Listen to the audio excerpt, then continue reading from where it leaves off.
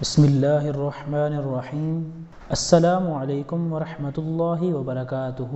حضرت سیدہ عائشہ صدیقہ رضی اللہ تعالی عنہا سے روایت ہے کہ رسول اللہ صلی اللہ علیہ وسلم نے ارشاد فرمایا، ذوالحجہ کی 10ویں تاریخ یعنی عید الاضحیٰ کے دن فرزند آدم کا کوئی عمل اللہ کو قربانی سے زیادہ محبوب نہیں، اور قربانی کا جانور قیامت کے دن اپنے سینگوں اور بالوں اور کھروں کے ساتھ زندہ ہو کر آئے گا، اور قربانی کا خون زمین پر گرنے سے پہلے اللہ تعالیٰ کی رضا اور مقبولیت کے مقام تک پہنچ جاتا ہے۔ پس اے خدا کے بندو، دل کی پوری خوشی سے قربانیاں کیا کرو۔ حضرت زید بن ارقم رضی اللہ تعالیٰ عنہ سے روایت ہے کہ رسول اللہ صلی اللہ علیہ وسلم کے بعد اصحاب رضی اللہ تعالیٰ عنہم نے عرض کیا، یا رسول اللہ صلی اللہ علیہ وسلم، ان قربانیوں کی کیا حقیقت اور کیا تاریخ ہے؟ تو آپ صلی اللہ علیہ وسلم نے فرمایا، یہ تمہارے روحانی اور نسلی موروث حضرت ابراہیم علیہ السلام کی سنت ہے، یعنی سب سے پہلے ان کو اللہ تعالیٰ کی طرف سے اسی کا حکم دیا گیا اور وہ کیا کرتے تھے۔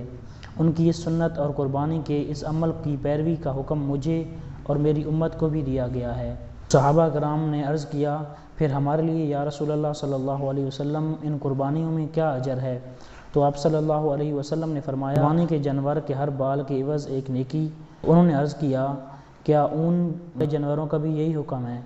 تو اس سوال کا مطلب تھا کہ بھیڑ، دمبا، مینڈا، اونٹ جیسے جانوروں جن کی کھال پر گائے، بیل یا بکری کی طرح کے بال نہیں ہوتے بلکہ اون ہوتا ہے، اور یقیناً ان میں سے ایک ایک جانور کی کھال پر لاکھوں یا کروڑوں بال ہوتے ہیں، تو کیا ان اون والے جانوروں کی قربانی کا ثواب بھی ہر بال کے عوض ایک نیکی کی شرح سے ملے گا؟ تو آپ صلی اللہ علیہ وسلم نے فرمایا، ہاں، اون والے جانوروں کی قربانی کا اجر بھی اسی شرح اور اسی حساب سے ملے گا، یعنی ہر بال کے عوض ایک نیکی۔ حضرت عبداللہ بن عمر رضی اللہ تعالی عنہ سے روایت ہے کہ رسول اللہ صلی اللہ علیہ وسلم نے ہجرت کے بعد مدینہ طیبہ میں 10 سال قیام فرمایا، اور آپ صلی اللہ علیہ وسلم برابر ہر سال قربانی کیا کرتے تھے۔